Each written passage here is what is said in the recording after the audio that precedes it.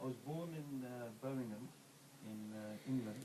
I came to Plymouth in 2002, and initially the reason why we came to Plymouth was we purchased a business. As a community worker, I thought it was only natural that I then shifted to go into a political career and being able to have more of an influence when, you know, the voice was unheard.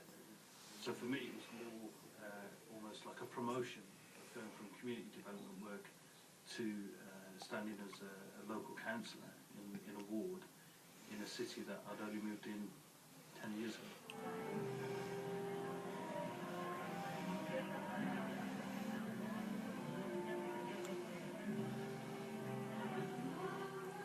Well, being born and bred in Birmingham, I was a Brummie, but my father made a decision to say that we were going to be looking at buying a business in Plymouth, which was quite interesting because we knew nobody in Plymouth. We had no family here. We had no links to the area, and it was just this random decision that we thought we're going to Plymouth.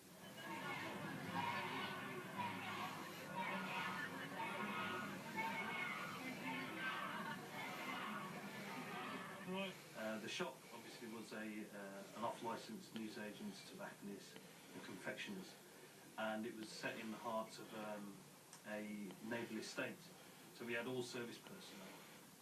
The shop itself was good because it brought out the community and it made lots of friends. And it was quite interesting because I think for the first time the estate and the area around the shop, I think it was the first time that they'd actually had any kind of dealings with somebody from the Sikh community. So it was a real eye-opener, and I've always said, you know, when I was in Birmingham I was invisible and integrated, and then when I moved to Plymouth I became visible and vulnerable. So they've always stuck with me, those words.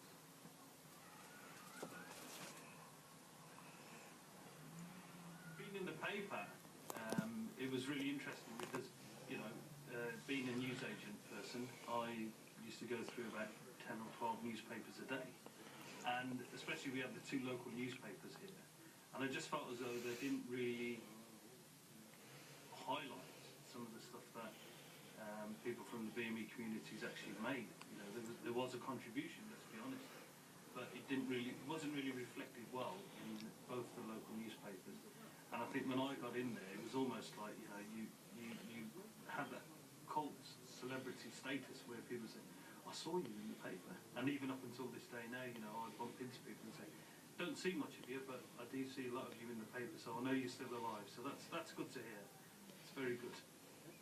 In the newspaper it was quite inspiring to me because it was a kind of a celebrity, celebrity lookout.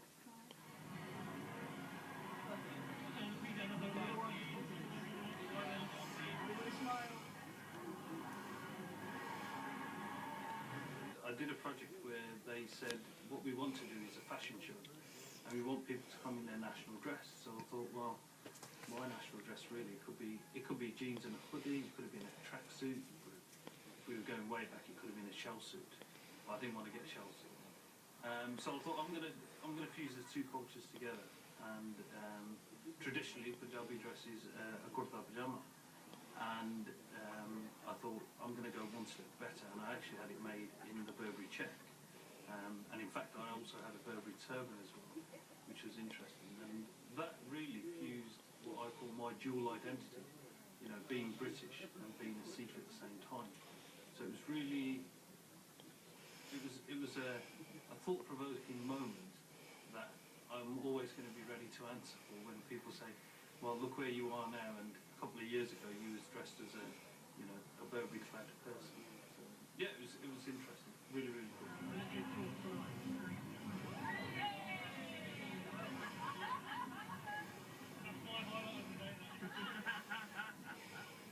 It was interesting because that moment again came out of, we was in the shop and we managed to win 2 home game tickets to Home Park, which to those people who don't know is the stadium for Plymouth Argyle, the football club in Plymouth. And interestingly enough, it was we both went, and it was a home match between between them and West Bromwich Albion, and it was nearly my neck of the woods sort of thing. It was bloody down the road from where we used to live in Birmingham, and 15,000 people turned up. You know, was the number at the gate, and I kid you not. I mean, there was not one level or incident of any kind of negativity. And you know, I even went back to the club and I said, you know, I felt really welcome to be to be at a football match where you've got this, you know, label of people thinking that at a football match, you know, it can be negative. But we went out there and it was actually positive. So it was really good. Thoroughly enjoyed it.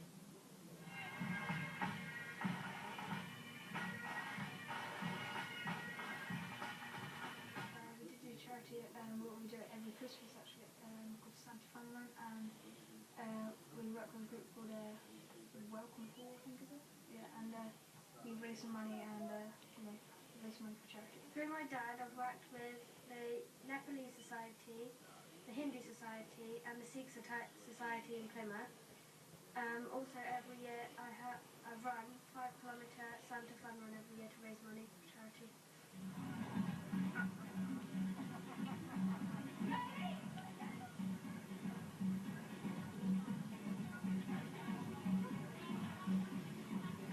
While I was working in the shop, I managed to get my fingers into a lot of polys, and I ended up doing a project with the BBC, and it was about the project I call the project Seeking His Britishness, and it was about saying, you know, I can't walk around with a tag that says Made in England or you know, Made in the UK. So what I tried to do was visualise some negative statements that had been said to me during my stay in Plymouth, I should say, which is now a permanent stay. And the most interesting one was where I was dressed as St George, and the picture actually says the statement, which was when somebody first said to me, "Go back to your own country," and I was thinking, well, I am, unless you're asking me to go back to Birmingham. I don't know if there's any kind of extradition order from Birmingham to Plymouth or Plymouth to Birmingham, vice versa. So it was interesting just to hear that statement for the first time ever. Never encountered it ever in Birmingham, and for the first time when I encountered it here in Plymouth, it was that strong that it, you know, left a bit of an edge to it. And the picture really is a stark reminder, saying that actually you don't have to, even though you may look different, it doesn't necessarily mean you're from another country or another part of the world. You can be